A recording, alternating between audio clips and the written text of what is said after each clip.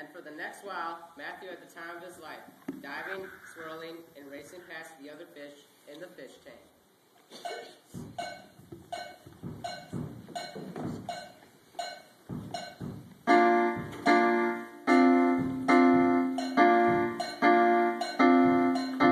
Sit beside the breakfast table, think about your troubles, pour yourself a cup of tea, and think about the bubbles.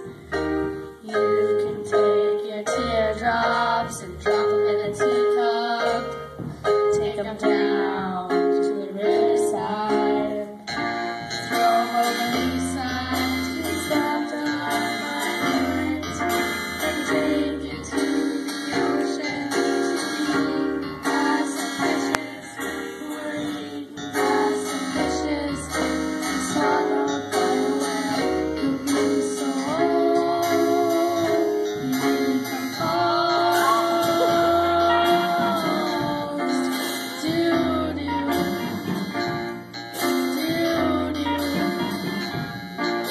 doo-doo.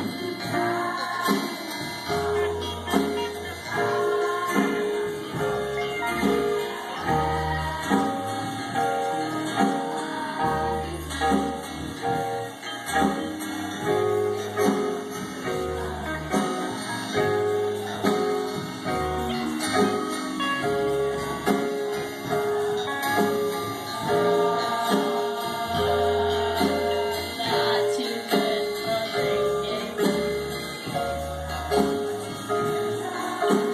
Run into a filter.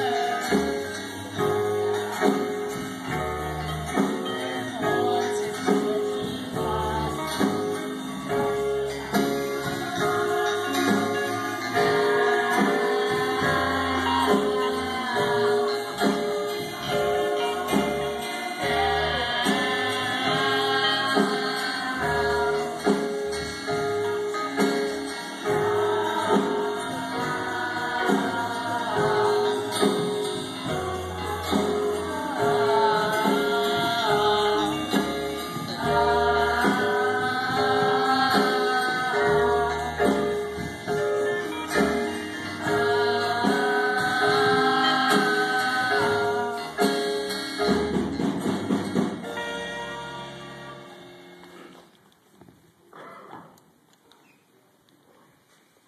Suddenly, Matthew felt his stomach growl. A flash of lightning revealed his bedside clock. It was time to feed his fish. Wait a minute. How can I feed the fish? I am a fish. Matthew was the only person in his family who ever fed the fish. He was in trouble. As the night crept on and the storm slowly ebbed, Matthew began to have second thoughts about being a fish. I could starve to death. My fish and I are in trouble. Soon it was morning. Mother was downstairs, and breakfast was almost ready. George, children, come and get it. You don't have to call me twice. I could eat a horse. Dad, that's so gross. We shouldn't eat animals. Are we having horse for breakfast? I was hoping for a little fried fish. That's not funny. Now call your brother. He loves pancakes. Matthew's brother leaned into the hall. Hey, fish lips, breakfast! There was no answer. Matthew's mother went up to his room. She saw the unmade bed. A frown spread across her face. Matthew, where are you? Matthew, Now she was worried. She looked in the closet and rushed to the bathroom. Matthew, please answer me. Matthew. Everybody ran up to Matthew's room. They all looked worried. Matthew watched, not really able to believe that his family was so concerned. I didn't think they cared if I was around or not. They all seemed to hate me and everything I did. Matthew wished he could tell them where he was, that he was okay. Then his father suddenly left the room.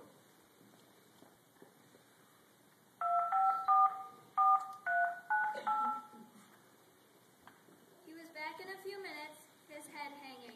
I phoned the hospital and the police. No one matching Matthew's description is there. He slumped onto the bed, his head in his hands. Mom, do you think Matthew ran away? He'll be back. I know he'll be back. I know he ran away. I was awfully hard on him. Matthew swirled around the tank, trying to get their attention, but they didn't look at him. Even if they had, none of them would have known that the silvery fish pressed up against the glass was Matthew. Finally they left, and the day dragged on.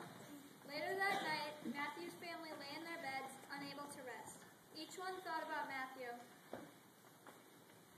I know he ran away. It's all my fault. I hope he's warm enough and has something to eat. He wasn't such a bad kid. I wish I hadn't been so mean. He really did look after those fish. I guess he really cared for animals too. Matthew swam faster and faster in the fish tank.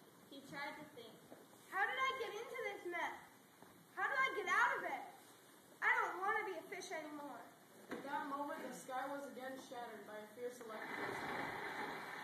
The lightning turned night into day each time it ignited. As lightning rattled the air, the timpani of thunder shook the glass. Inside the tank, the fish seemed suspended, awestruck, while the enraged elements assaulted the town.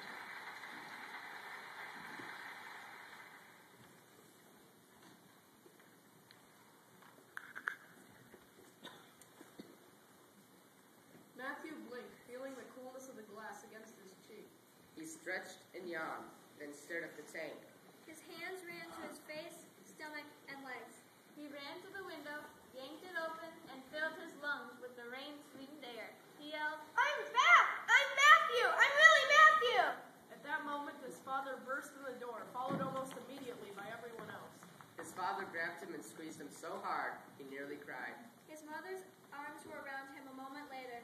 Soon he felt the arms of his brother and sister. Then they all started talking at once. Where were you? I'm so wondering. Where were you?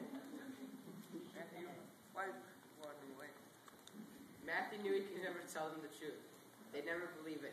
He wasn't sure even he believed what had happened. Matthew, please tell us what happened. I ran away. I thought nobody would miss me. I didn't think anyone cared. That's crazy, son. You're a big part of this family. This was music to Matthew's ears. I'm sorry I got you all so worried. I just didn't think anybody really cared. Well, I hope you now know that we all care for you very much. Then Matthew and his family sat and talked together for a long, long time. Finally, Matthew's mother kissed him on the head and shepherded the others out of his room. As the door closed behind them, Matthew walked over to the tank and crouched beside it. Well, guys, time to eat. Is everybody ready? He gently shook an extra portion of food onto the fish tank and watched as dozens of tiny lips broke the surface, scrambling for the very late meal. Fill your faces, guys. That's what I'm going to do.